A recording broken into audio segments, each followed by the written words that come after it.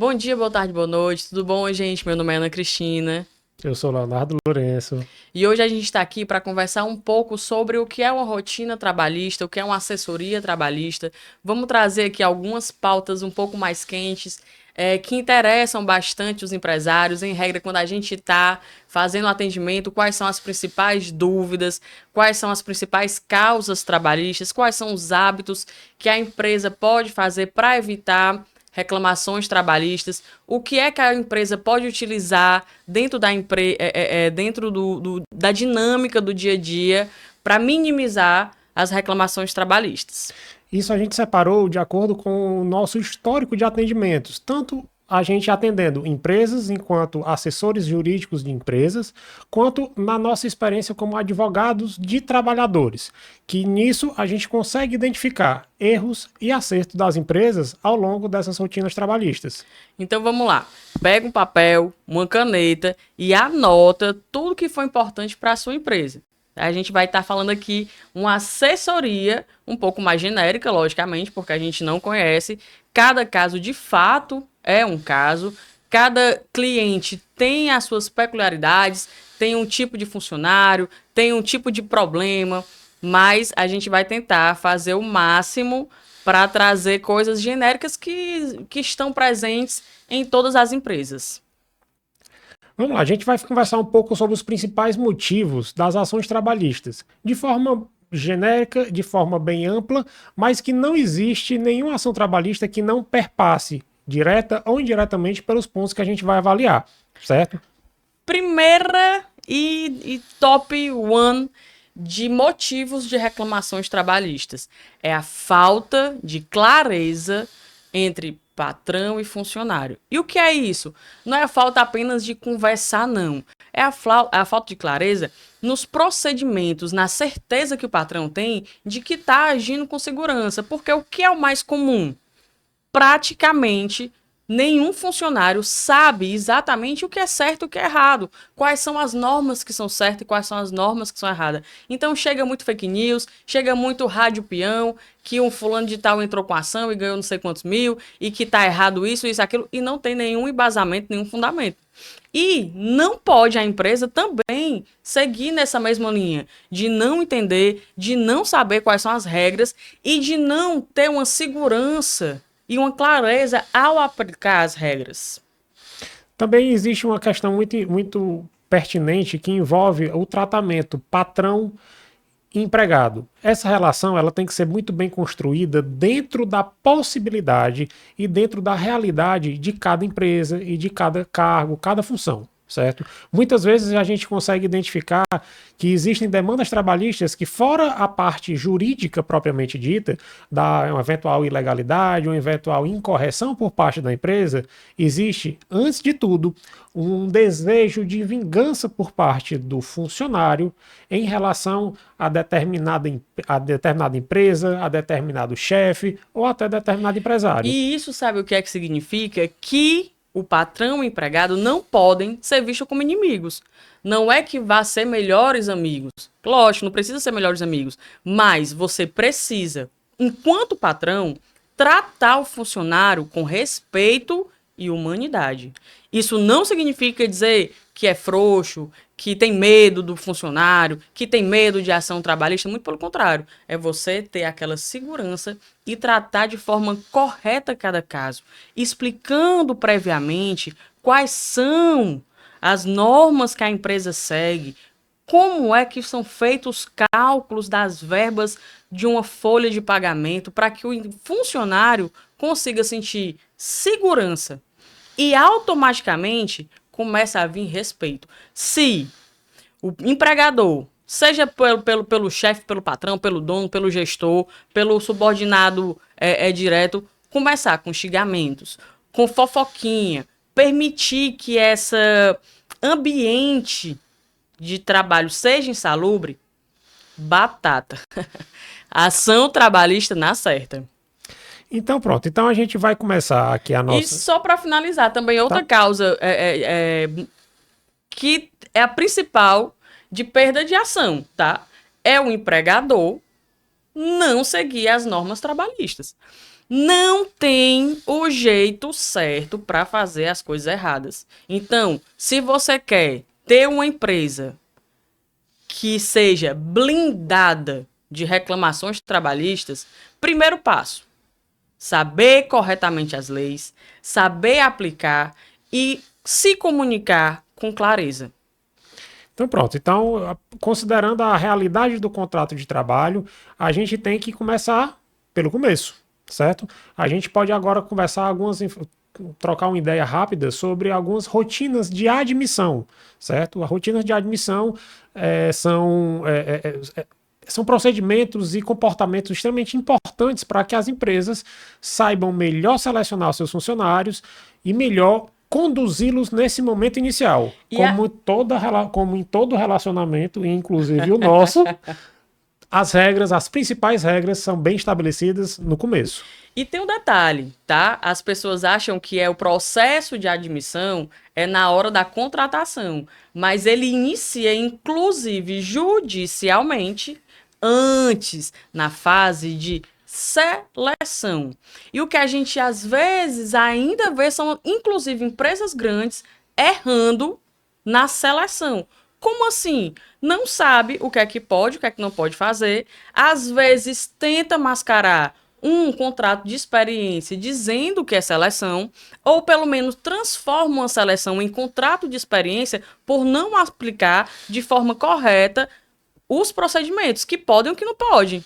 Recentemente teve uma situação até que foi noticiado nos noticiários jurídicos, falando sobre uma empresa que estava fazendo um processo seletivo com funcionários há mais de 30 dias. Ou seja, as pessoas trabalhando, pessoas fazendo um teste de seleção, sendo submetidas às rotinas da empresa, porém, na verdade, a empresa alegava que aquilo ali não era uma contratação, não era o início de contrato de trabalho, e sim uma seleção. E só para que conste, a empresa, na hora da seleção, ela pode tentar buscar entender, logicamente, quem é o candidato mais apto, fazendo testes práticos, 1, 2 dias, até mesmo dependendo da função, dependendo da complexidade do labor, 3 dias de trabalho, 3 dias de experiência, entrando ali, mas não pode entrar numa escala de 1 mês. Não pode. O funcionário já recebeu o seu uniforme como se fosse funcionário. Determinar que o funcionário abra conta. Isso não tem a mínima condição. Pedir documentos e exames que não são compatíveis no momento da seleção, certo? Como exame de gravidez, certidão de antecedentes criminais. Então, a pessoa tem sim que observar a lei desde o momento da seleção, para depois partir para o checklist da contratação do funcionário. Ana, deixa eu te perguntar.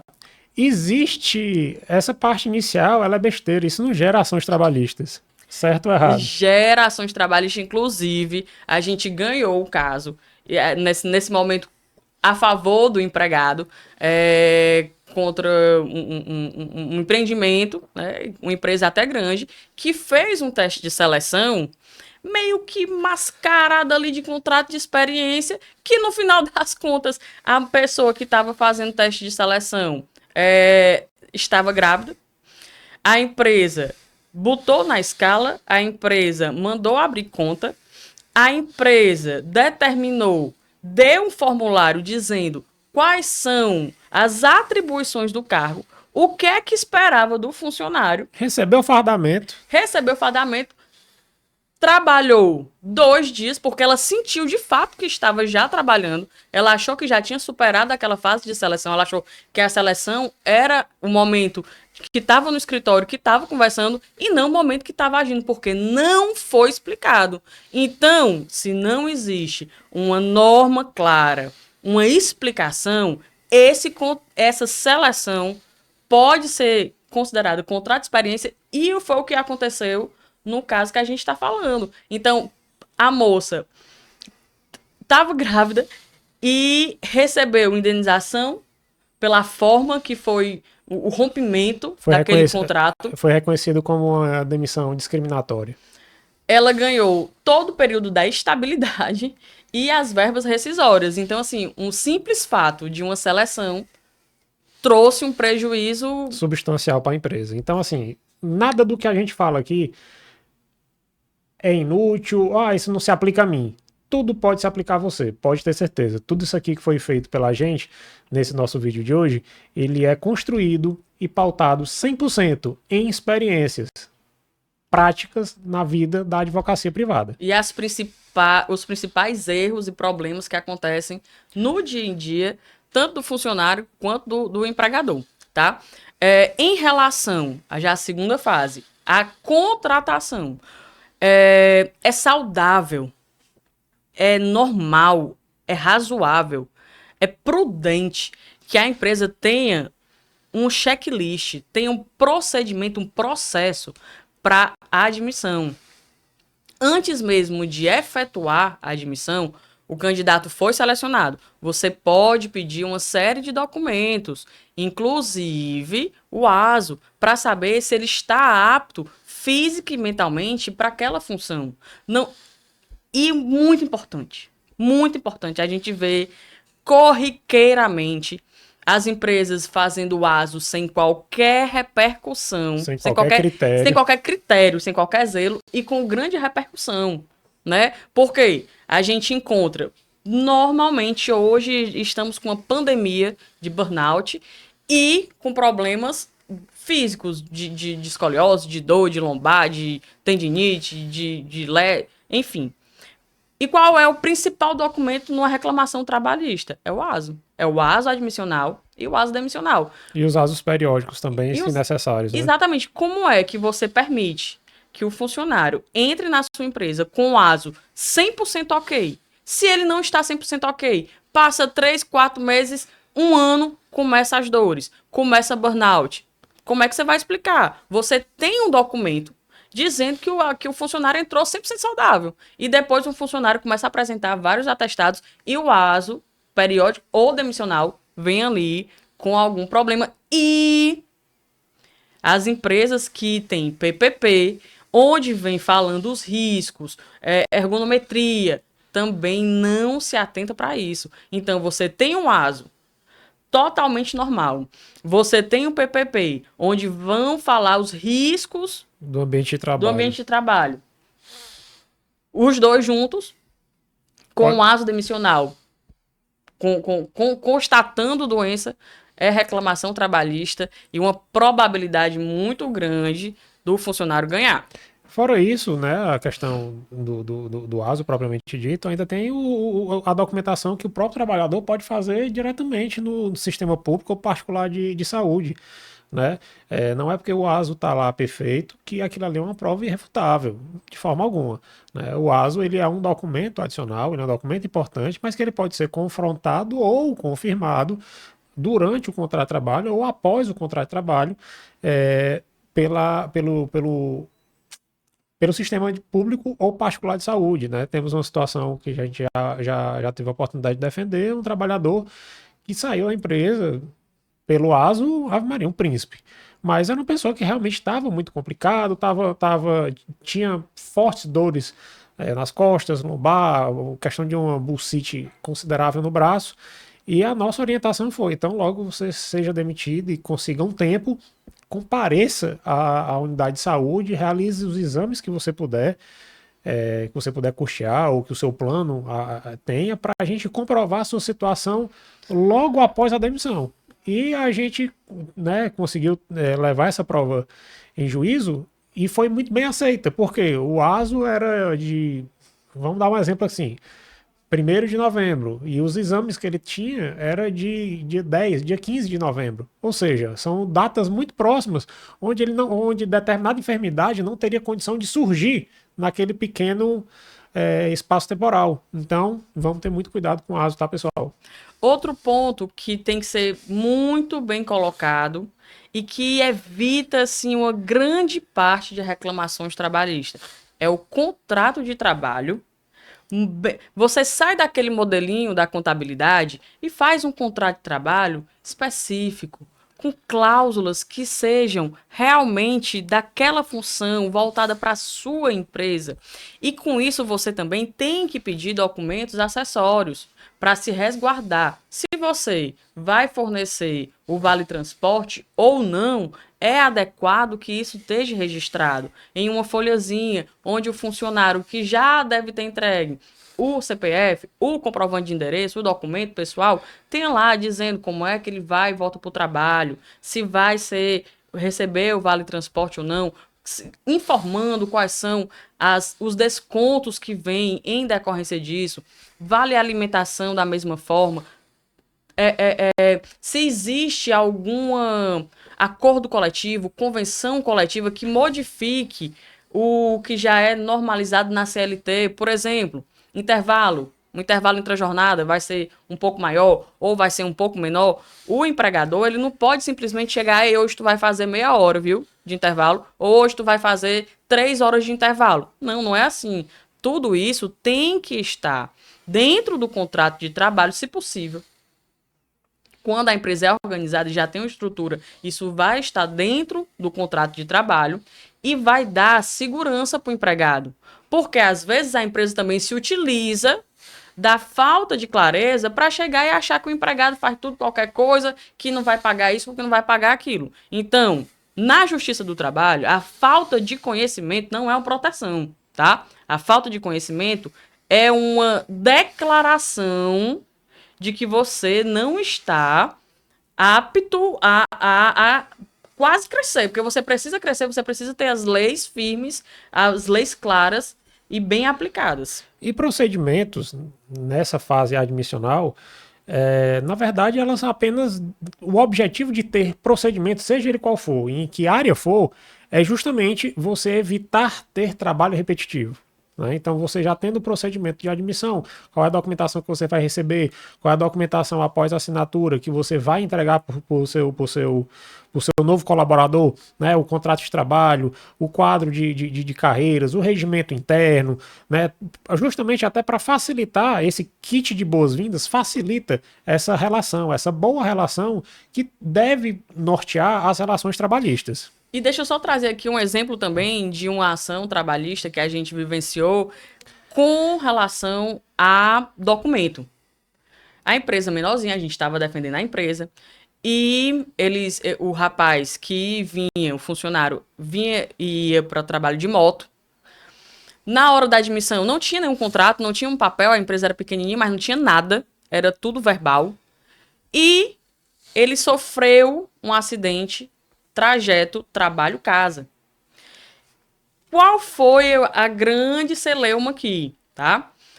Na verdade, o rapaz morava no canto A.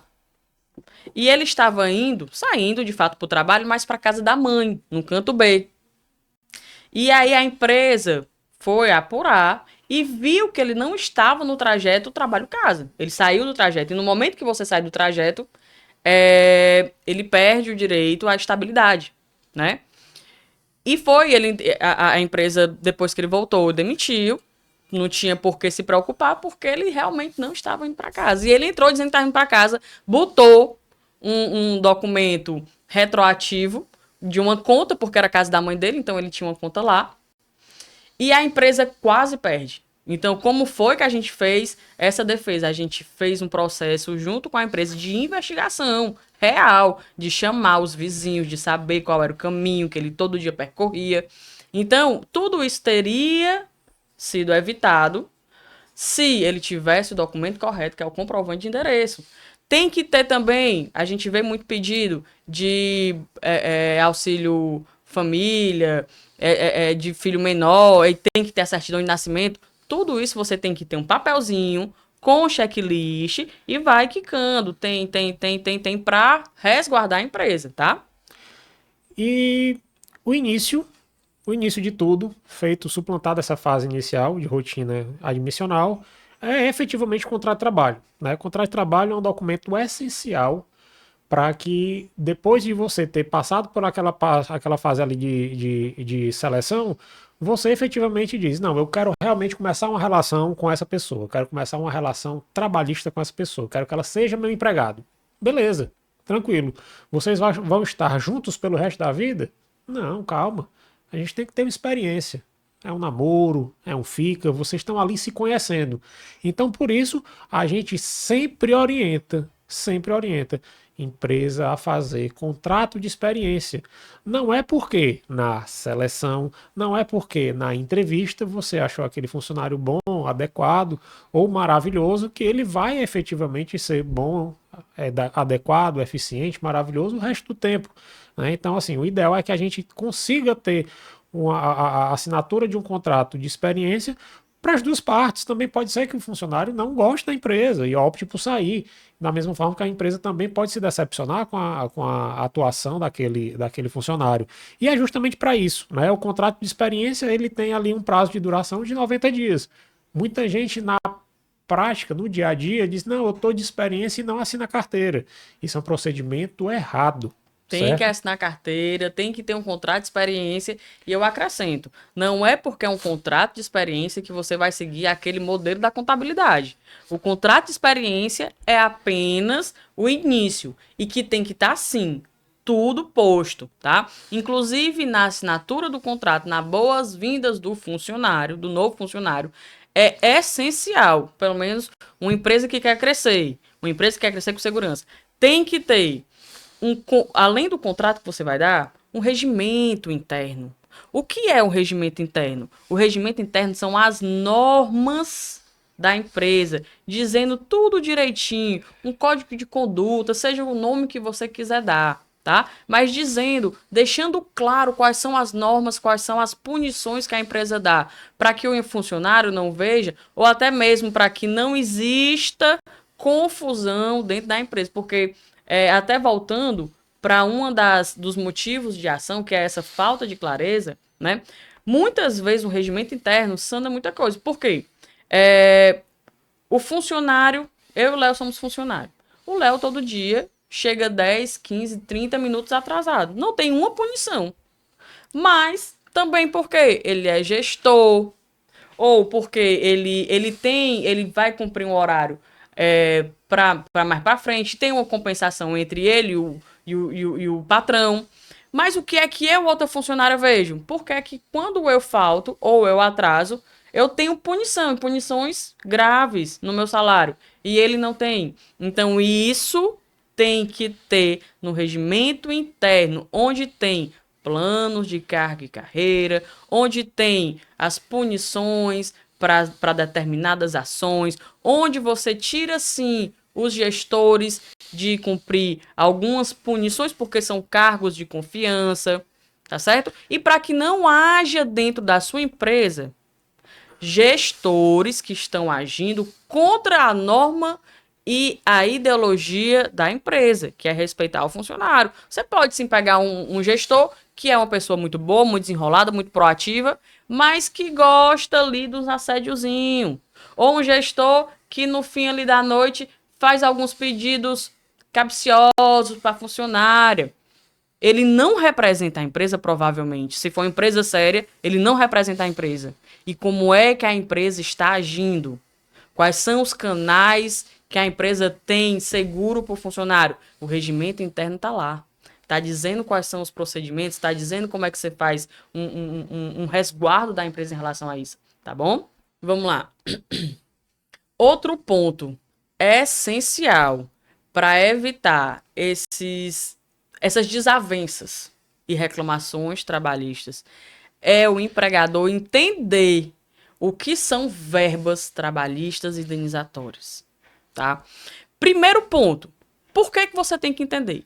Porque se você entender qual é a diferença de uma verba e de outra, a natureza jurídica, o que é a natureza jurídica? De onde surge essa verba? Você vai saber encaixar o seu funcionário na verba trabalhista ou indenizatória. O que a gente pega corriqueiramente, bem arrastado assim, porque são vários, são quase todos os empregadores, são quase todos os patrões, cai nisso aqui. É achar que ele mudando o nome da verba, ele pode fazer o que ele quiser e ali vai ser indenizatório. Vou lhe dar aqui o exemplo mais comum. Isso não é, às vezes não, isso é toda semana a gente responde isso. Não é força de expressão. É muito comum. As pessoas pegam comissões, né? E encaixa como premiação ou até o nome bonificação, tá? E coloca ali alguns critérios que a gente vai já falar, que é uma bomba, uma cascata de gasto por empregador, tá? Mas vamos lá. Comissão. O que é a comissão? Não interessa o nome que você queira dar, tá? Mas vou lhe dizer a natureza jurídica do que é comissão e que é, portanto, equiparado a salário para pagamentos de encargos trabalhistas e previdenciários, certo? Comissão, ela surge do trabalho do funcionário, mas ela é mensurada através da produção ou da elaboração unitária de algum serviço. Por exemplo, OS. O funcionário que fizer um OS vai ganhar R$ 1. O funcionário que fizer, pode ser de blocos, 10 OS vai ganhar. X atendimentos. O funcionário que vender X mil reais vai ter 1%. Vai aumentando 2, 3, 10%. Isso não é bonificação, tá? Se vem do trabalho, não interessa o nome que você queira dar. O nome disso, na Justiça do Trabalho, é comissão. O funcionário entrou, se provar, ganhou. E aí, para complicar a situação do empregador, a gente chega e pergunta: você tem uma bonificação? Tenho. Como é essa bonificação? Como é o critério? É meio que subjetivo, mas eles vão dizendo ali. E aí eu disse: como é que você paga? Ele: não, tudo direitinho, é por fora, mas a gente paga por Pix. É o excelente. Então, assim, o advogado da outra parte não vai ter nem trabalho. Quem vai ter muito trabalho é a gente, porque você deposita uma coisa na conta do funcionário, que inclusive, muitas vezes, você determina que seja feito.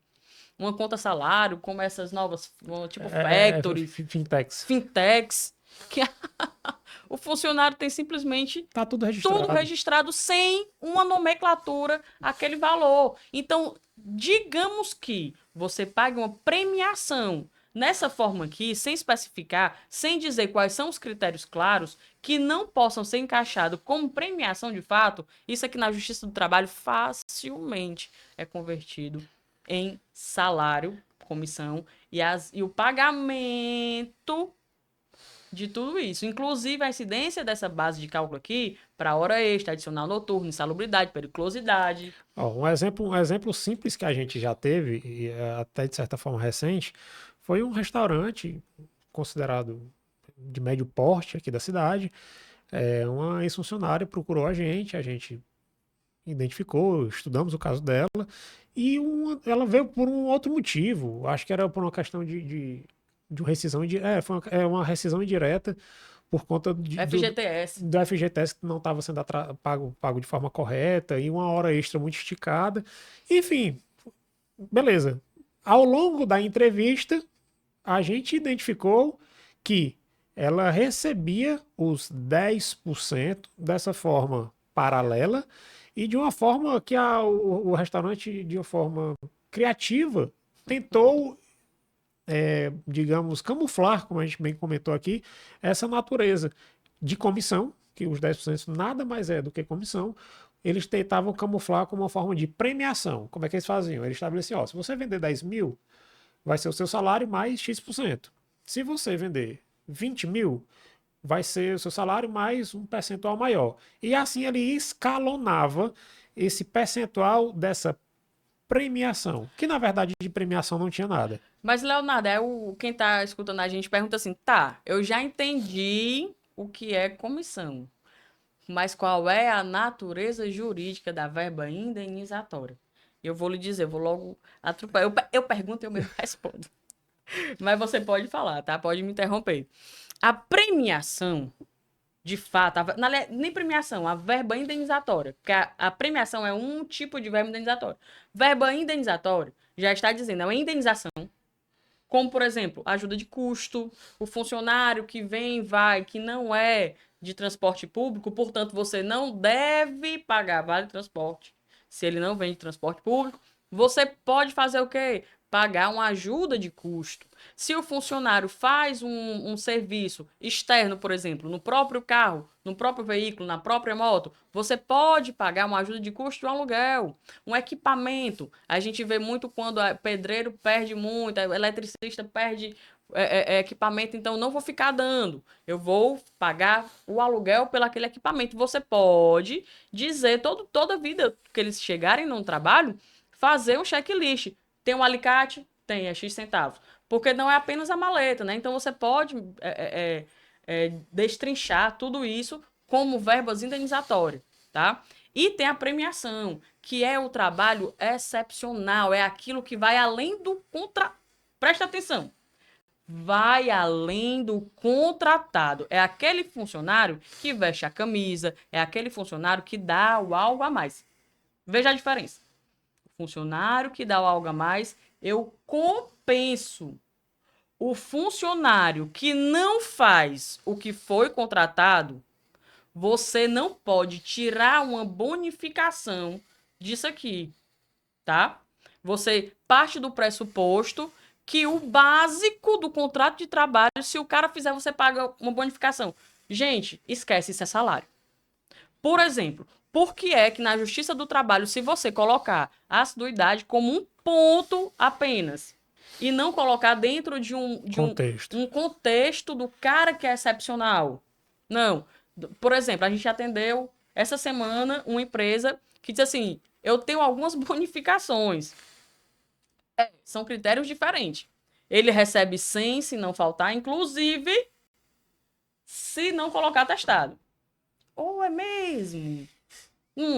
Outro, se ele fizer a meta, produtividade. Eu disse, é mesmo, mas assim, qual a produtividade? Não, o básico que a gente determina. A quantidade de atendimentos mínima, assim. Mínima. Porque se o funcionário... A gente nota que quando a gente não dá, o funcionário começa a operação lesma. Aí eu disse, tá, ok, segundo critério, outra bonificação, mais R$100. E a terceira bonificação, eu esqueci, mas era alguma coisa também apenas pelo fato dos funcionários terem que fazer o contrato de trabalho. E aí eu lhe digo, o cara... a empresa botou uma bonificação, vamos lá, só pela assiduidade. O funcionário faltou. Perdeu a bonificação da assiduidade. Isso nada mais é do que uma dupla punição pela falta. E eu vou lhe mostrar, pegar na sua mão, como a lei tem razão. Tá? Quando você contrata funcionário, você contrata por uma determinada hora.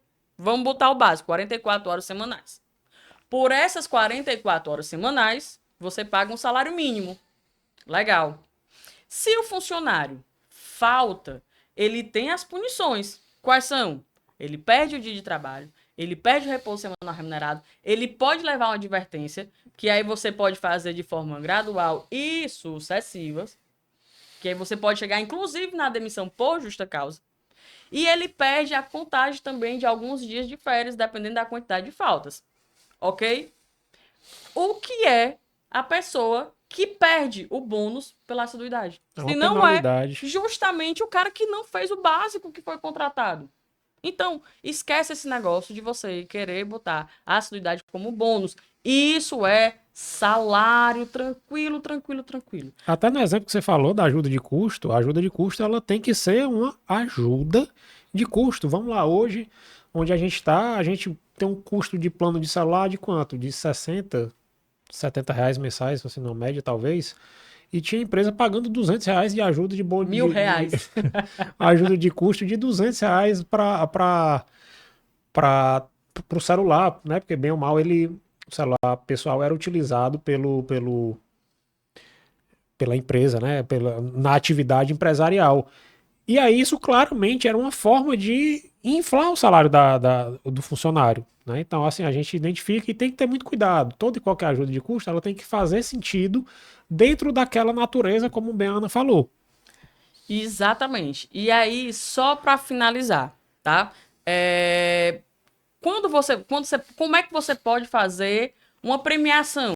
que seja válida e que seja dentro da lei de forma segura. Você pode pegar um critério que seja objetivo, mas que sejam vários. Por exemplo, assiduidade. Voltando só um tiquinho. É porque a improviso é assim mesmo, tá, gente? E ainda no caso do bônus da assiduidade e que o cara perdia quando colocava atestado, ele colocando na justiça ainda gera um direito a dano moral. Porque faltas e atrasos, que a gente vai já falar, faltas e atrasos justificáveis. Não pode ser punido de qualquer forma, tá?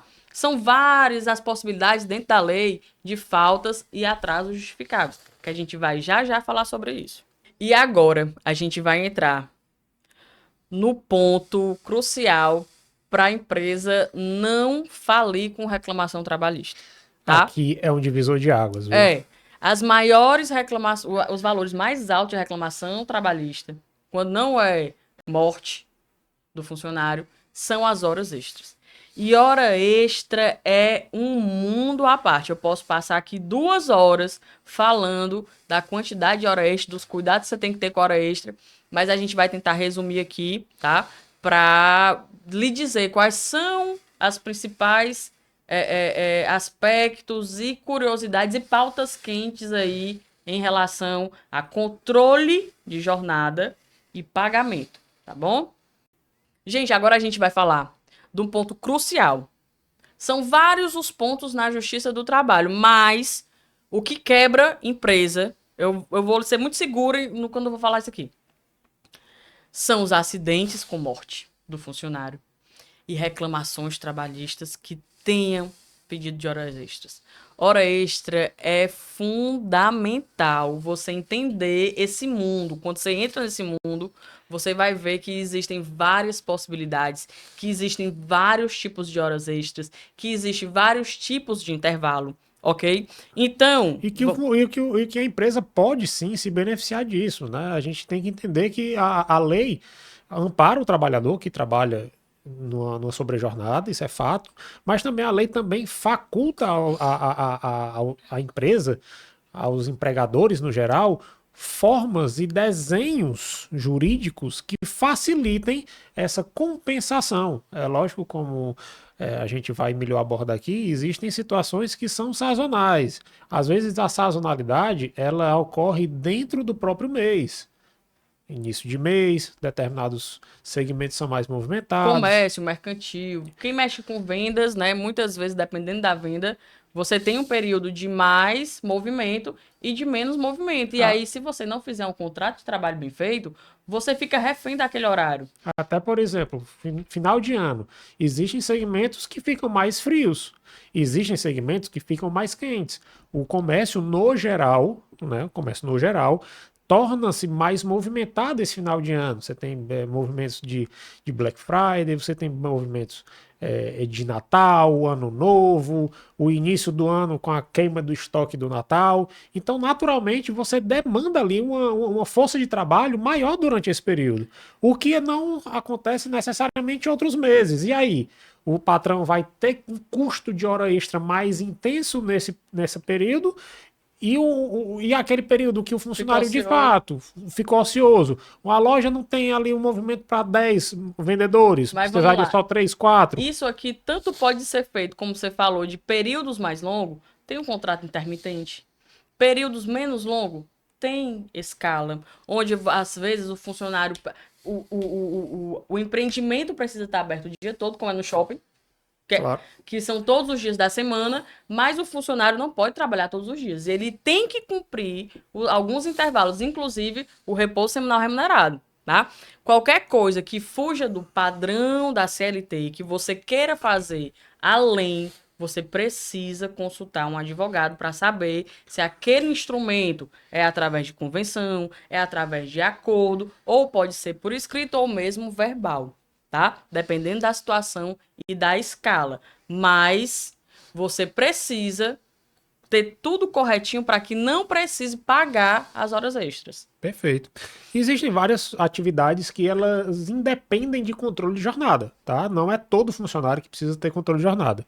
A gente traz exemplo aqui do gestor, né, o gerente, a pessoa que tem a capacidade de gerir determinado empreendimento. Os funcionários que não têm a mínima condição de controlar, como são alguns home office, que não são todos, mas são alguns, né? Mas assim, na parte do gestor propriamente dito, o gestor ele tem que ter uma flexibilidade maior, né? Ele ali são os olhos e as mãos do empresário naquele empreendimento. Então o gestor, o gerente em regra, o gerente, o diretor, ele não tem ali o controle de jornada, porque a jornada dele, naturalmente, ela é flexível. O cara pode ter ali o cara é gestor de uma empresa, ele pode estar num compromisso, num jantar de negócios, e no dia seguinte de manhã ele não vai estar ali necessariamente 8 da manhã batendo ponto na empresa. Pode até estar, lógico, aí depende muito da disposição e do interesse. Mas eu não posso atribuir uma obrigatoriedade a esse tipo de funcionário da mesma forma que eu tenho aquele funcionário padrão, o cara do escritório, o cara do chão de fábrica, que tem realmente fato, hora de início e hora de fim. E eu lhe digo, acrescento a sua explanação, bela explanação, por sinal, Uau! certo? De que existem duas situações que a empresa não pode confundir. Uma é a falta de possibilidade, em virtude do cargo, de você fazer o controle, tá? Como é um gestor, como é alguns tipos de home office, dependendo da empresa, dependendo da função, como é o vendedor realmente externo, aquele que sai de casa e já vai Direto já para o vai cliente. um consórcio, e é aquele que não passa pela empresa, que a empresa não consegue, de fato, fiscalizar. O que cada dia está diminuindo essas carreiras, tá? Porque a cada vez mais existem mecanismos de fiscalizar e bem fiscalizado o funcionário. E eu lhe dou o exemplo que a jurisprudência mudou, não vou dizer recente, mas para o mundo jurídico é recente, que é o do motorista. O do motorista, que muitas vezes tem que fazer viagens interestaduais, intermunicipais, e viagens que duram vários dias, e a empresa diz, eu não posso controlar. Mas por que você não pode? Porque é incompatível com a função ou porque você não quer? Porque se você... A gente pegou outro caso aqui, nessa vez, pelo funcionário. Ele é motorista de caminhão grande, 6 eixos, que é cheio de coisa, faz viagens de mês.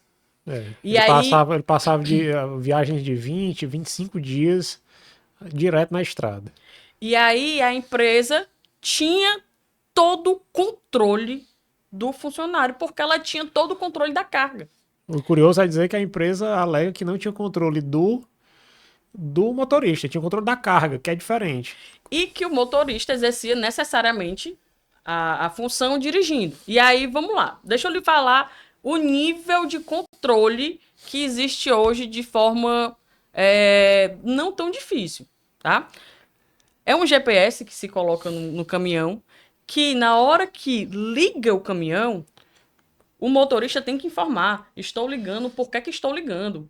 Na hora que ele vai ao banheiro, ele tem que falar: estou parando, o carro está parando de funcionar porque eu estou indo ao banheiro. Na hora que ele desliga para abastecer, ele tem que informar. Na hora que ele vai ligar, ele tem que pedir informação, ele tem que pedir autorização para ligar o caminhão. Quando ele vai descansar, parar em algum local, ele tem que informar que está parando e o caminhão não liga até determinada hora. Depois que desliga, dependendo do horário, o caminhão não liga mais. E a empresa tem tudo isso. E aí, eu lhe digo, vou lhe trazer dois casos de falta de controle, que a empresa acha que vai se dar bem, vai se dar mal. O funcionário tinha como comprovar tudo que a gente está falando aqui, que ele contou para a gente, né? A empresa não teve como questionar, porque era o sistema da empresa. Ela mexia com cargas de alto valor e ela tinha seguro e o seguro exigia esse controle, então não tinha como fazer nada. E acabou perdendo, mas a justificativa externo não tenho como controlar. Então você, empresário, não se utilize do seu achismo, tá? Para colocar normas na sua empresa. Procure saber se existe possibilidade. Procure saber como é que está a decisão judicial. Porque uma ação dessa uns 300 mil reais brincando, tá? E outro caso também, que aqui o patrão vai pagar o que deve, certo? E eu vou lhe mostrar do patrão pagar o que não deve em virtude do não controle correto.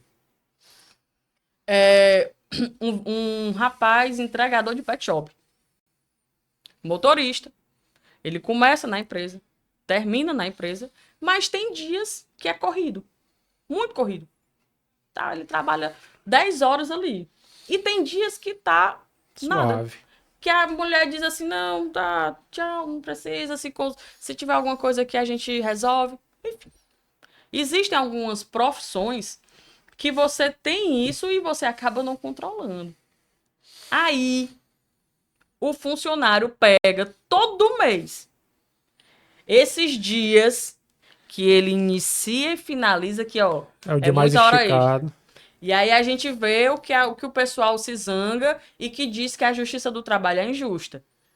É mentira e ganhou. Mas o funcionário levou provas dizendo que iniciava e finalizava e que de fato ocorreu. Não é mentira esse fato, ele só não ocorre todo dia. E ele coloca que ocorre todo dia, mas a empresa que vai pagar mesmo não devendo.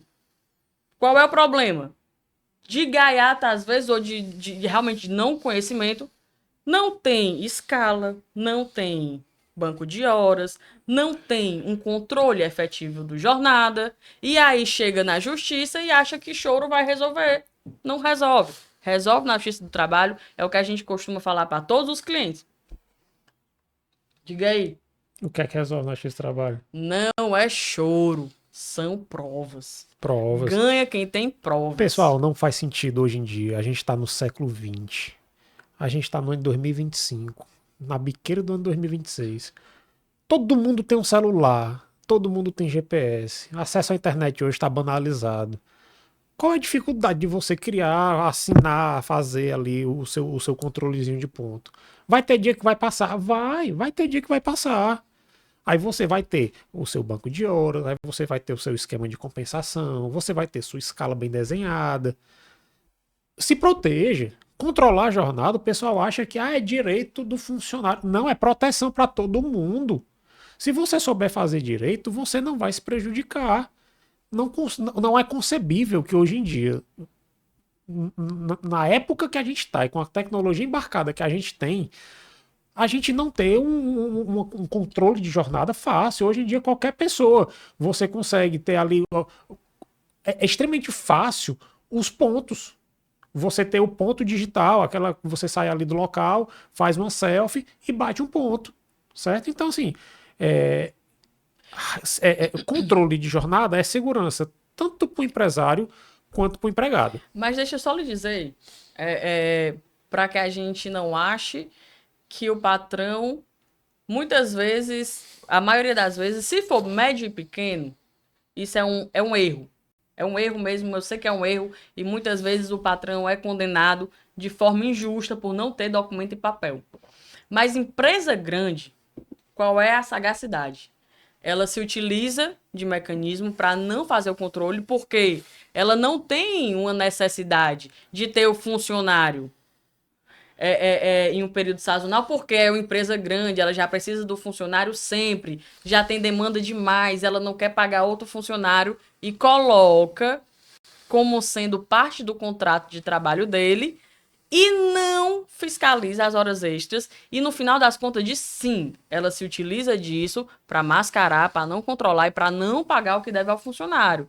E são ganhos milionários, tá? Então, assim, se você acha que empresa grande não é grande sem saber utilizar as regras de trabalho, você está enganado. A empresa só é grande porque ela sabe utilizar as leis trabalhistas. Ela sabe qual é o melhor momento de blefar. Ela sabe qual é o melhor momento de utilizar de forma escrita e de forma registrável tudo que ela faz de bom.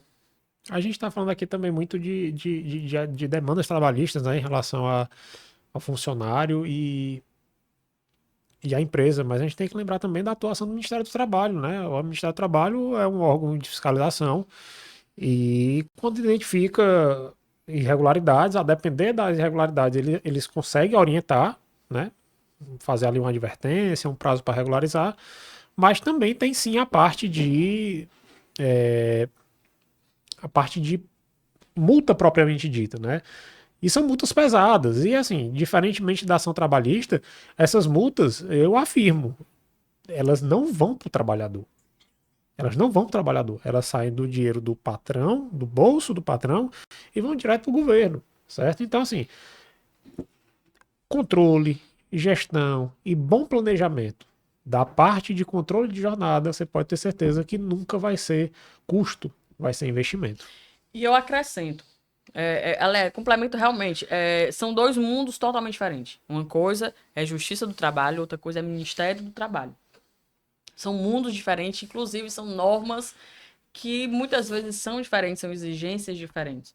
É o que a gente sempre brinca, né?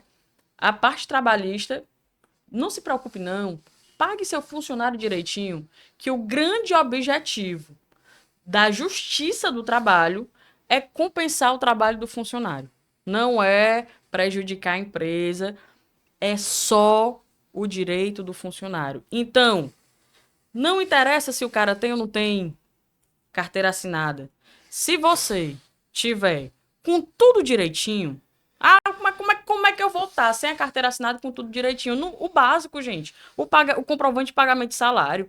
O cara tem que ter o comprovante de pagamento de férias, comprovante de pagamento de 13º. O funcionário saiu, paga as verbas, paga 13º, paga aviso prévio, paga FGTS, paga 40%.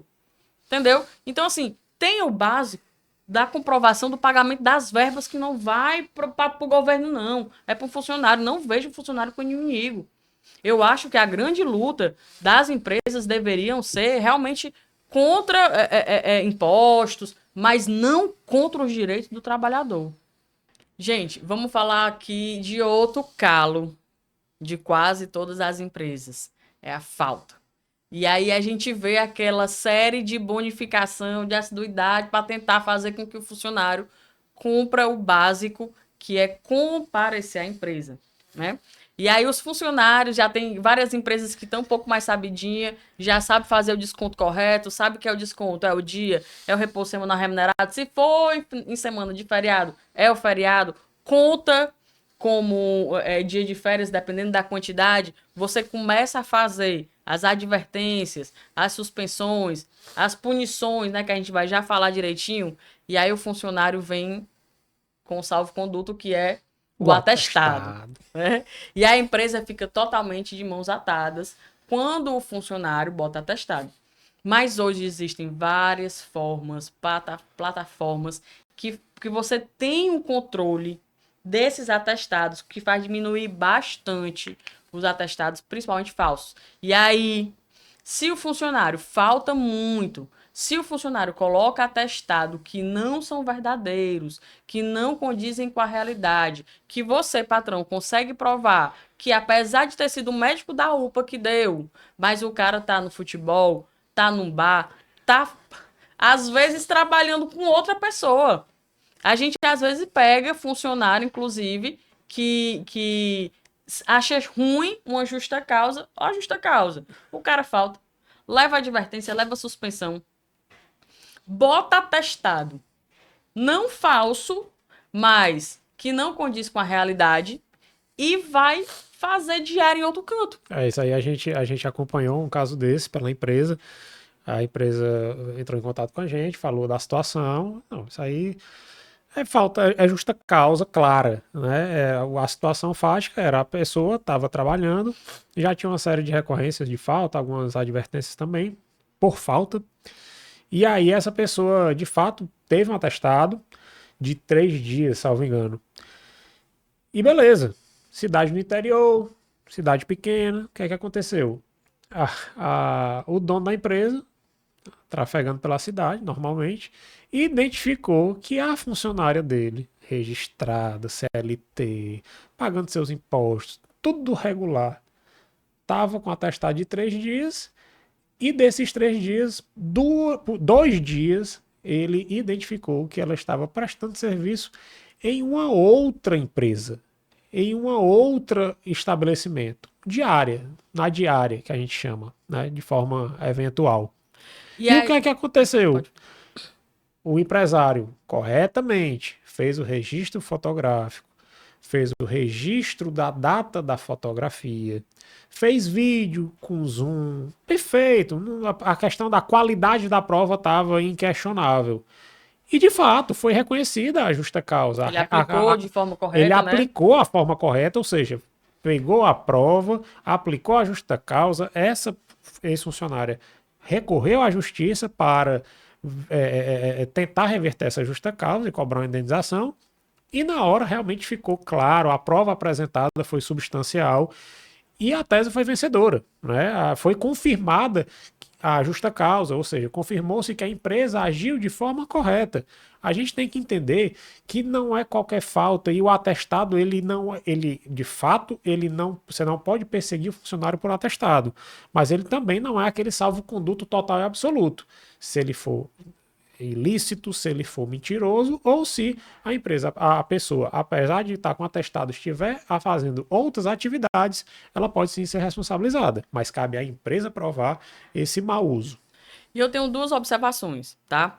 A primeira é que o empregador tem que saber que existe a diferença entre faltas justificáveis e injustificáveis, e isso tem, inclusive, de forma taxativa, não é só pelo que você quer, pelo que você pensa, né? E eu acho, tá? Até saindo um pouco do jurídico, mas são práticas empresariais que acarretam falhas no jurídico, né? Que é você entender o que está acontecendo no seu ambiente de trabalho.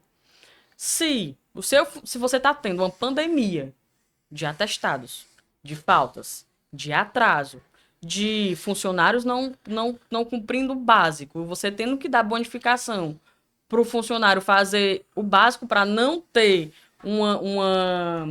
como é o lesma? Operação lesma. Operação padrão. Eu penso que isso muitas vezes é por falta de comunicação com a empresa. A empresa tem que investir, no lugar de ir atrás, de perseguir, de botar vários bônus, ela tem que investir em uma consultoria ou alguma coisa do tipo para entender o porquê que isso está acontecendo, sabe? E muitas vezes para de acontecer quando tem um regimento interno, quando tem um canal de denúncia, quando você está aberto a entender as demandas do funcionário. Não é, repito, abrir as pernas ou ter medo de funcionário. É você se comunicar com o funcionário. Sabe por quê? Porque muitas vezes o funcionário está inseguro. Muitas vezes o funcionário não está sabendo como é que está sendo feito a contabilidade das horas extras dele, ou de alguma comissão, ou de alguma premiação.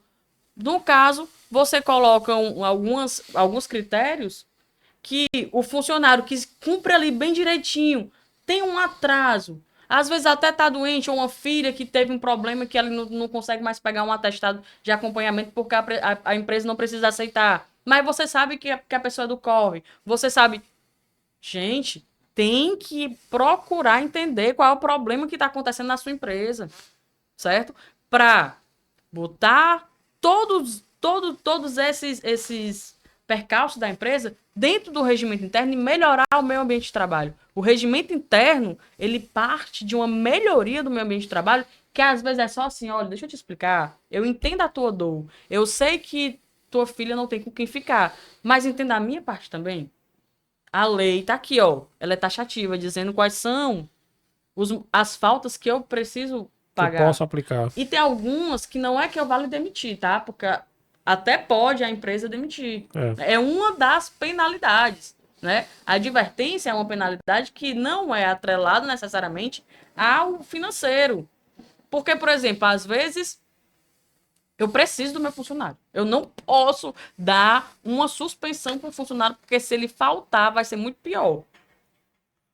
Né? O prejuízo é maior. E aí eu tento botar como tirando bônus para ter que estimular ele para, entende? Então assim, muitos dos problemas que a gente vê em relação à falta, atraso e atestado, muitas vezes o início é em procedimentos mal tomados pela empresa. Com certeza. Falta de conversa, falta de esclarecimento ou o real descumprimento da lei. Inclusive, é bom identificar que os atrasos e faltas, eles também podem ser alvos de medidas disciplinares por parte da empresa. Mas isso tem que estar claro, tá? Não sei se no início que a gente estava conversando aqui, a gente brincou e deu exemplo. O Leonardo chega atrasado todo dia e tranquilo, eu vou embora mais tarde, comigo compensa. Com a Ana chega ali atrasada e a advertência, e a suspensão. Isso não pode, né? Critério.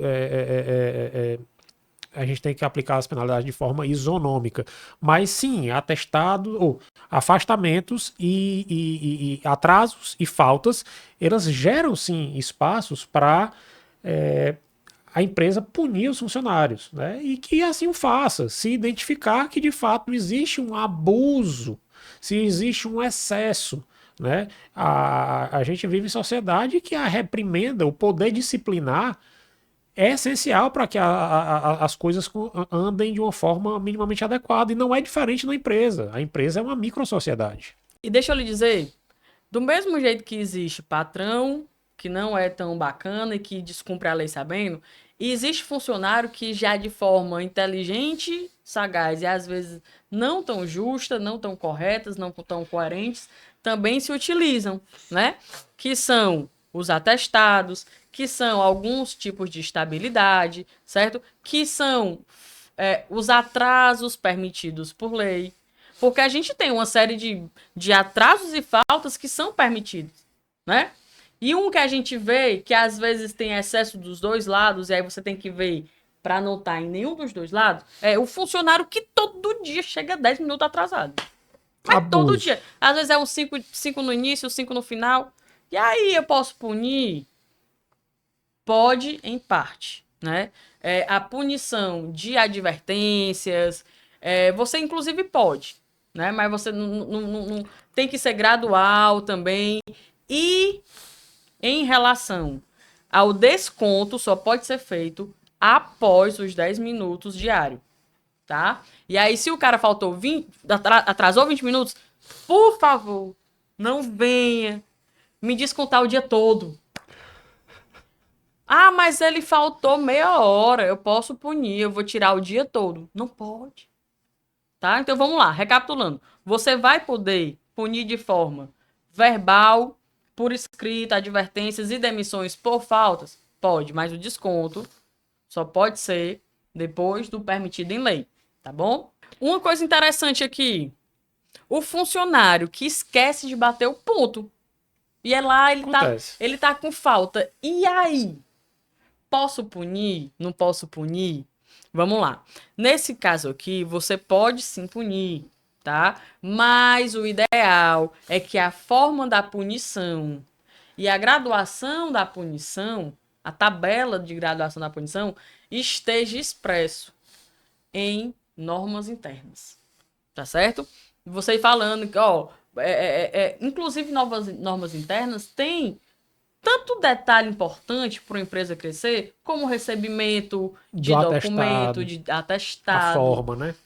A empresa pode, sim, conceder algumas coisas além, caso ela queira, certo? Ah, mães que têm filhos pequenos, e aí você já vai vendo ali qual é a idade, ou não contrata, mas se contratar, tem uma solidariedade, né? Tem uma humanidade.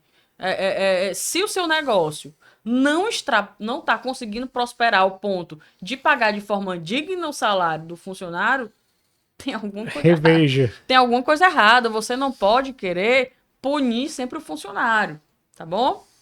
Vamos lá, gente. E para a gente finalizar esse bloco aqui, e já a gente vai pegar algumas perguntas que são também recorrentes, caso a gente não consiga falar tudo aqui, esquece. É um pouco também meio improvisado, tá? A gente pede desculpa. É planejado.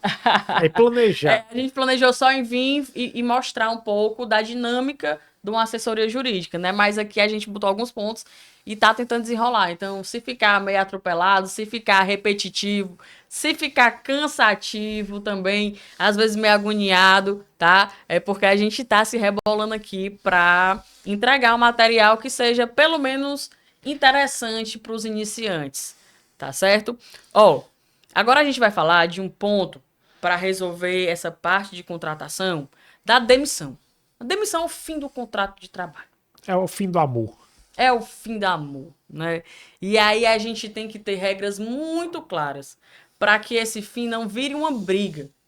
Em regra, funcionário, quanto menor a empresa, o motivo maior é o fim do contrato de trabalho.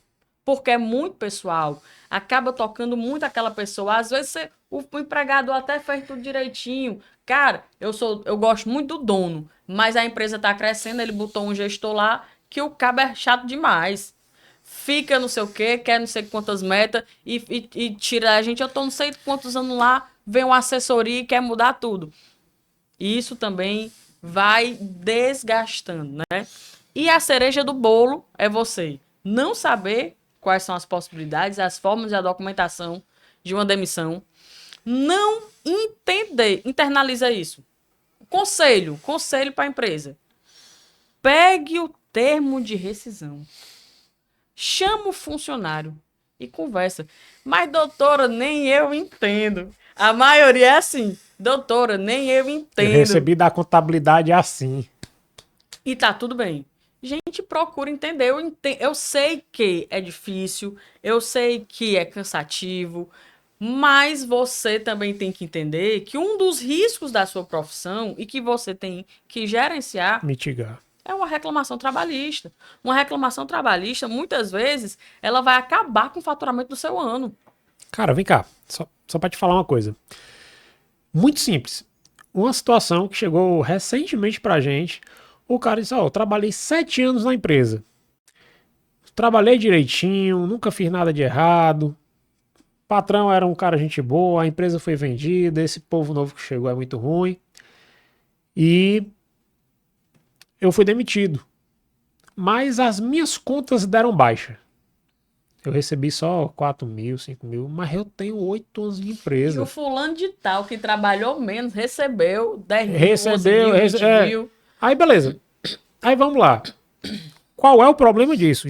Isso que a Ana falou é exatamente o que aconteceu nesse caso. E acontece todo santo dia.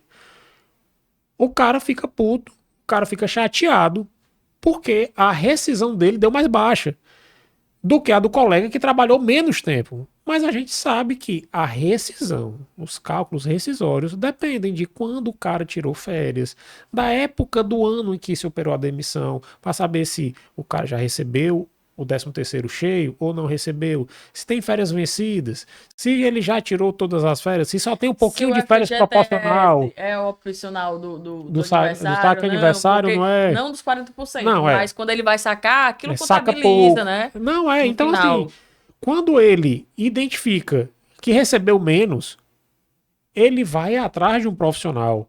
E quando chega no profissional, o profissional vai começar a fazer uma entrevista social da vida funcional daquele cara. Mas deixa eu só lhe interromper, por favor, e acrescentar. Muitas vezes, quando o advogado está recebendo o termo de rescisão do funcionário que saiu, se o termo de rescisão está bem feito, está correto, está tudo joinha, dificilmente ele já tira o estímulo do advogado de ir atrás. Entendeu? Mas também, quando o termo de rescisão vem qualquer falha, aquilo dali é só abrir a porta, que com certeza tem mais erro. Exatamente. Se você falha no termo de rescisão, você vai falhar em muita coisa. Então, assim, nesse caso específico, a gente identificou, não, o termo de rescisão está totalmente correto. Você tirou férias quando a demissão tinha sido no primeiro semestre, ou seja, o 13º estava praticamente quitado, em fevereiro, salvo engano. Então, estava tudo regularzinho. E o amigo dele, que tinha sido demitido ali em novembro, as contas tinham dado mais alto porque ele tinha grande parte do FG do 13º ainda para receber. E o que é que aconteceu? Tá, meu amigo, tudo bem, entendi aqui a sua situação, você tá achando baixo suas contas, né? Nem disse para ele que as contas dele estavam certas, mas deixa eu entender o teu esquema de trabalho. Qual era o teu horário de trabalho? como é que era o teu salário, tu recebia comissão, não recebia, tinha alguma coisa por fora. Ou seja, quando você gera para o trabalhador essa insegurança no momento em que ele vai receber as contas, você abre uma porta para que ele vá atrás de uma assessoria, ele vá atrás de um advogado. E entenda, o advogado, sendo capacitado, ele vai tentar, naquela entrevista, extrair todas as informações do contrato de trabalho e, de fato, ali sim pode ter um problema. Ali sim pode ter um equívoco por parte da empresa que justifique uma ação judicial. E aí, se você tivesse sentado com aquele funcionário, explicado, desenhado, com calma, você acha que esse tempo, que esse custo de hora de trabalho não justificaria você explicar e que essa demissão se opere de uma forma absolutamente tranquila, ou você simplesmente recebi da contabilidade, está aqui assim, ah, mas eu discordo, está abaixo minhas contas, é isso mesmo, vida que segue. E aí, você acabou nesse momento criando um passivo trabalhista para sua empresa de forma totalmente emocional. E como muitas vezes a gente encontra funcionários que às vezes passa tempo, chega que falou que trabalhou numa empresa, mas que na época dele foi demitido e não entrou, mesmo sabendo que existiam alguns erros, né? E às vezes a gente fica curioso para saber, mas por que você não entrou? Não, porque eu gostava do trabalho, meu patrão era legal, a gente acordou algumas coisas, ele me dava algumas coisas por fora. Doutora, ele me proporcionou eu ajeitar a minha casa, ele me proporcionou eu comprar um carrinho. Então, são coisas que às vezes é também comportamental, que faz com que você tenha bons funcionários e é essencial ter um bom patrão, né? Eu costumo dizer, inclusive para minha filha, que uma relação, seja ela qual for, ela muitas vezes aliás, sempre ela vai ser sinalagmática, né? O que é isso? De lá para cá. Então tem que ter uma compatibilidade. Você não queira ter um funcionário bom se você não é um patrão bom. Você não queira ter um patrão bom se você não é um funcionário bom, né?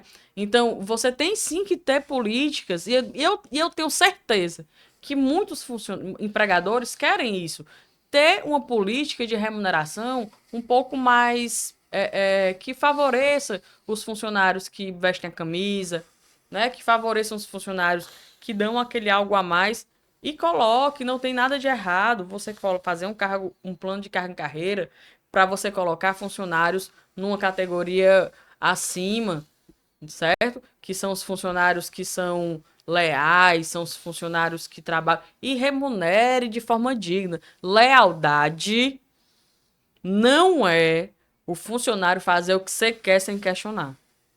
Lealdade é o funcionário que faz até aquele algo a mais do contrato que ele foi, do motivo do contrato que ele foi para a sua empresa, né? Que são as atribuições do cargo. Mas, doutora Ana, desculpa a Pode interrupção. falar. Não me zango, não. É porque eu achei que tinha acabado. Deixa eu lhe perguntar uma coisa: quais são as formas de encerrar esse relacionamento? Vamos lá, as formas mais conhecidas e mais básicas, tá? Demissão sem justa causa.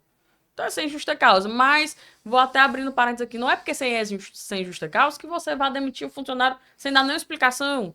Muitas vezes o cara, não sei, eu não fiz nada. Então chega e fale, às vezes é uma dificuldade, às vezes você está anotando alguma coisa, mas cuidado para não ser preconceituoso e falar demais. Fale bem. Não coloque, mesmo sendo justa causa, sem justa causa, observações na carteira de trabalho. Não dê informações negativas do seu funcionário, tá? Então, sem justa causa, é você agir dentro da lei, nas formas quais são as verbas trabalhistas e rescisórias. Ponto. Certo? A outra é a com justa causa por parte da empresa. E as justas causas não é as que você quer dar. São uma série de possibilidades que são taxativas na lei, tá? Então você tem que ir lá. Por exemplo, uma das mais fáceis que a gente acha é a demissão por uma entrega de documento falso, por faltas injustificadas, né? Mas são várias outras. Você vai ter que encaixar o seu caso e ver se aquela punição, que é a mais severa para o funcionário. Por que que ela é severa? Porque o cara perde quase tudo. Tá? Ele perde as verbas indenizatórias, ele não vai poder sacar o FGTS, ele não vai receber os 40%, ele não vai receber o seguro-desemprego, ele não vai receber o aviso Ele prévio praticamente sai só com saldo de salário, né? e férias vencidas. De férias vencidas. Até É, os proporcionais ele perde. e tem agora, recentemente, a discussão do 13º, né? Que por mais que seja justa causa, ele vai perder o 13º. E aí você veja como isso é grave. Se for um funcionário que trouxe prejuízo, tudo bem, você tem que ter meios dentro da sua empresa para punir e cobrar. Mas se for um funcionário que foi falta e que nem foram tantas, ele vai perder todos os direitos? Se for um funcionário que uma vez se estressou, como a gente teve um funcionário que uma vez o funcionário de 5 anos falou besteira no grupo. É. E aí, uma demissão por justa causa por conta disso? Gente, pelo amor de Deus, vocês têm que ter um pouco mais de critério, né? E a lei, já sabendo que existem pessoas sem critério, colocou de forma taxativa e tem uma jurisprudência, assim, vasta em todos os casos. Em justa Tá? causa, assim, a gente tem que sempre lembrar da seguinte situação. A justa causa, o ônus, uma palavra bonita para dever de provar, é do empregador, né? Se eu estou atribuindo uma justa causa a alguém, eu tenho que provar. O caso aqui que a gente falou da moça que estava com atestado e foi fazer diária em outra empresa, né, em outro estabelecimento. O empregador, quando entrou em contato comigo, muito chateado, muito bravo, eu orientei, ó, a responsabilidade pela prova é integralmente sua. Ou seja, faça fotos, faça vídeos, documente isso da melhor forma, para que a gente possa futuramente sustentar essa justa causa na justiça, caso ela venha a acontecer, caso a ação trabalhista ocorra. Dito e feito. Tempos depois, foi aplicada a justa causa, a funcionária discordou radicalmente e entrou na justiça. O que é que ocorre? Na justiça, a gente apresentou essas provas.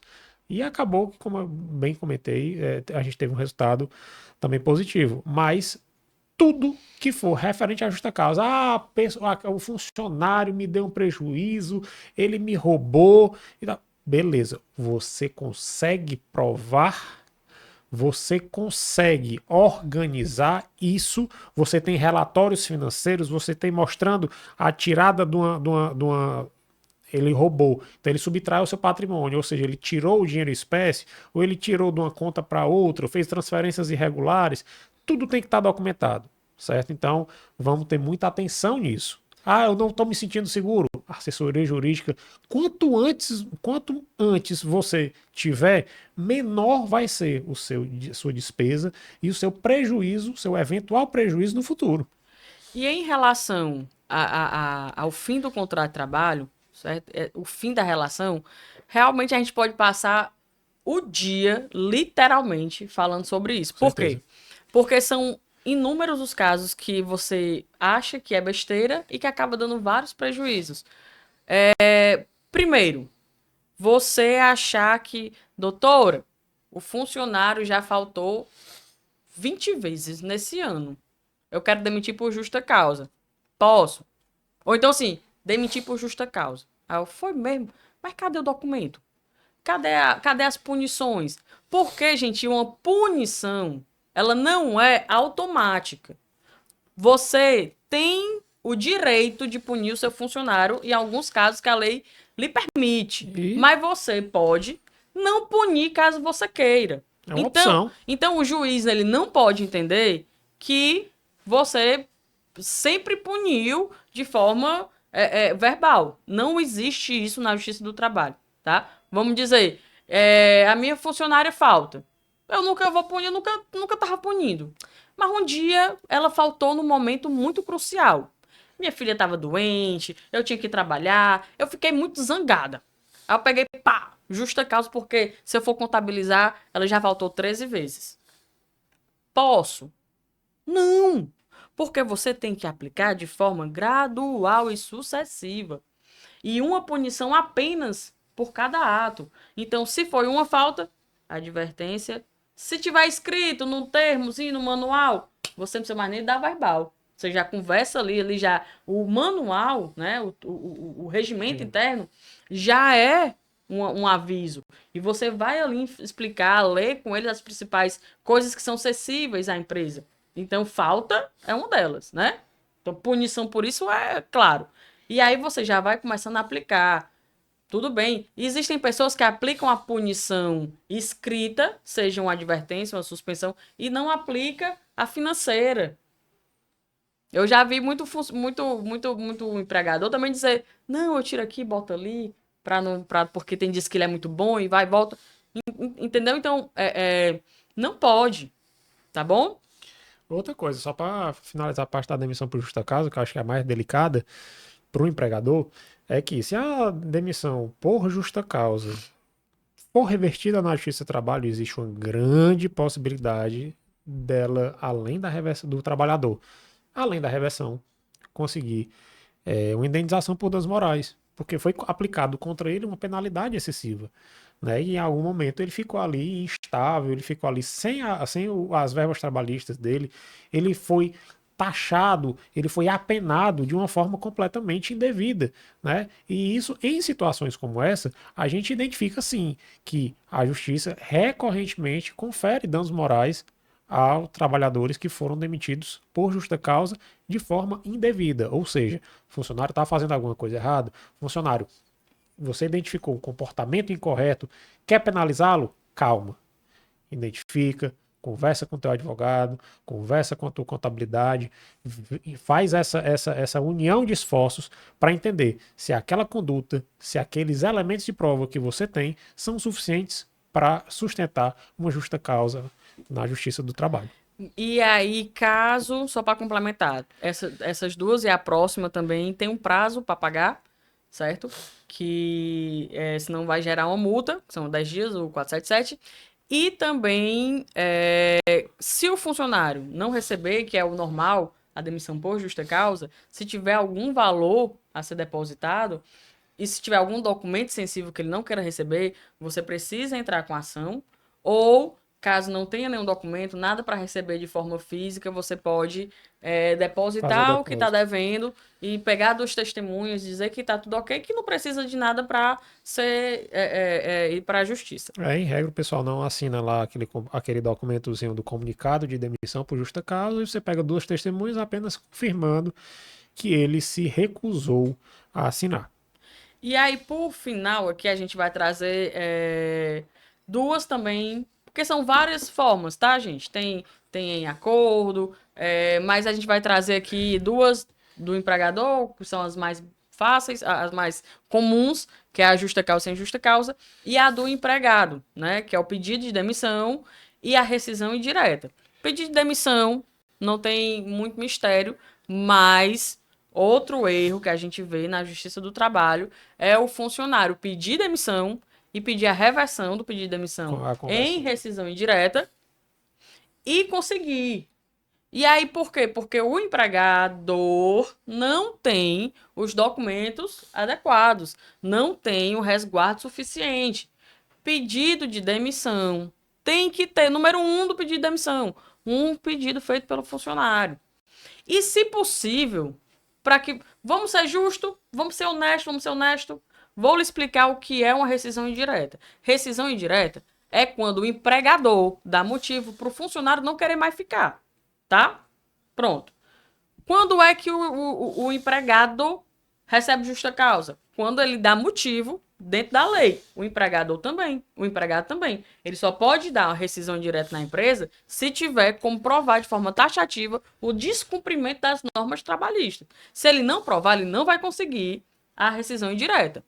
Tá? Então, quando ele pedir demissão, constate de que ele realmente não tem nenhum motivo. Às vezes é porque arrumou um emprego melhor, às vezes é porque não quer mais trabalhar, tá cansado, às vezes é porque a mulher se aposentou, tá com benefício, às vezes tem que acompanhar o filho em alguma coisa e não quer mais, vai cuidar dos pais. Acontece muito, vai mudar de estado, separou, enfim. Peça para ele colocar. Ô, meu amigo, coloque aqui no próprio punho. Evite até aqueles modelinhos, mas você ressalta no pedido de demissão que ele vai ter que cumprir o aviso prévio ou trabalhado, ou, se não for o aviso prévio trabalhado, indenizado, e que vem na rescisão. Gente, o maior motivo de pedido de reversão de rescisão indireta de pedido de demissão para rescisão indireta é o aviso prévio. O pessoal não sabe que existe o aviso prévio para o trabalhador, né? Não sabe bem como o funcionário acha que se ele arrumou um outro emprego e botou uma carta, ele não precisa nem pagar nem cumprir.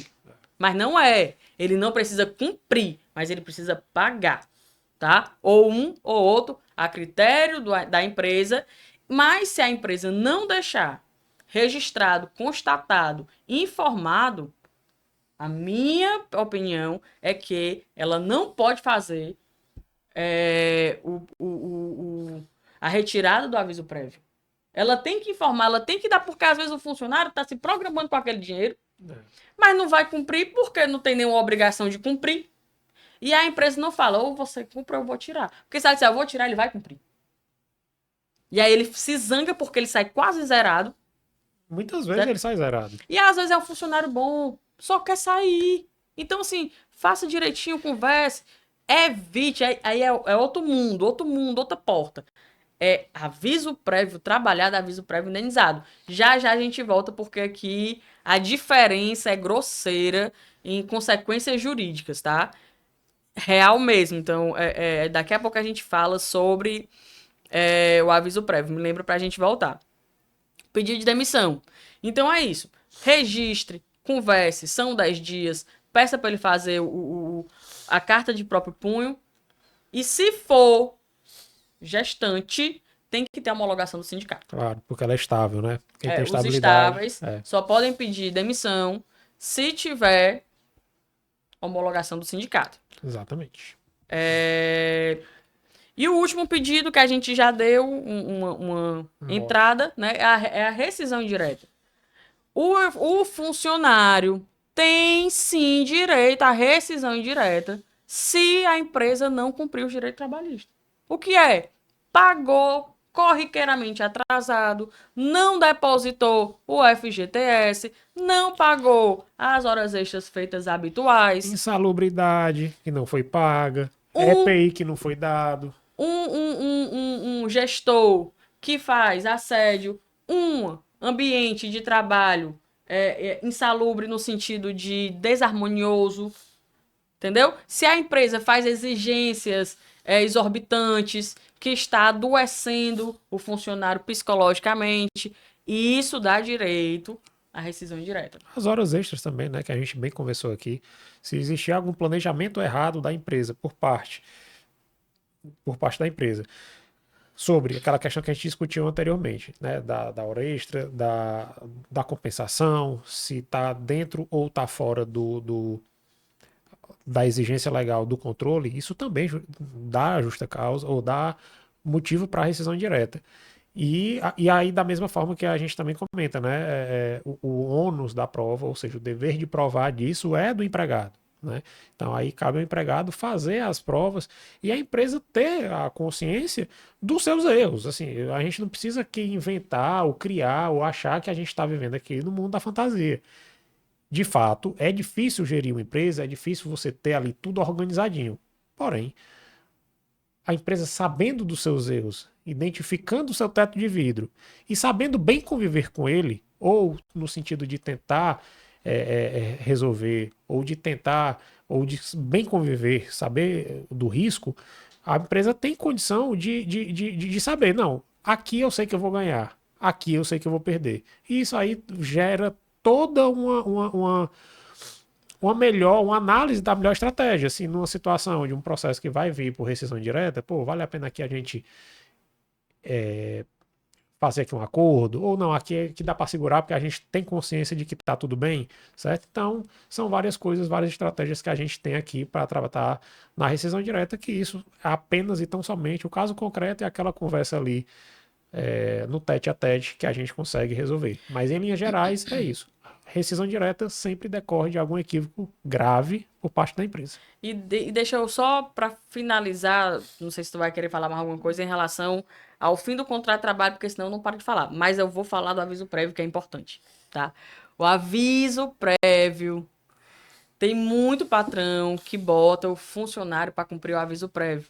Quando eu escuto assim, aviso prévio trabalhado, eu entendo que tem empresa pequena, eu entendo que tem empresa que não consegue arcar, mas empresas um pouquinho maior, não façam isso.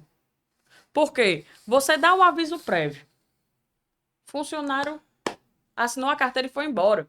Aquilo dali, você coloca o reflexo na assinatura da carteira, conta como tempo de serviço.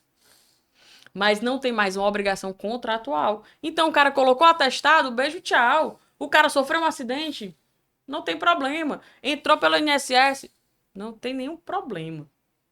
Aí você pega, bota o funcionário para cumprir aviso prévio, trabalhado.